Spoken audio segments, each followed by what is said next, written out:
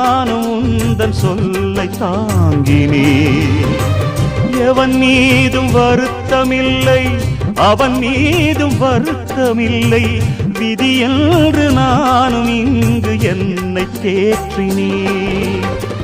பெத்து போட்ட தாயும் விட்டு போனதுண்டு, பற்றில்லாமல் வாழ கற்றுக்கொண்டதுண்டு. எத்தனையோ பட்சி வந்து தங்கி செல்லுது, அவை ஒன்றுக்கொன்று சொந்தம் என்றா சொல்லிக் கொள்ளுது.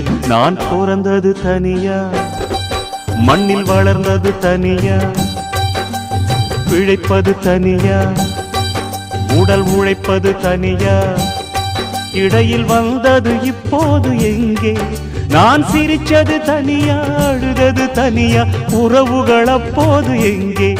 பாய் விரிச்சது தனியா, படுத்தது தனியா, வரவுகள் அப்போது எங்கே?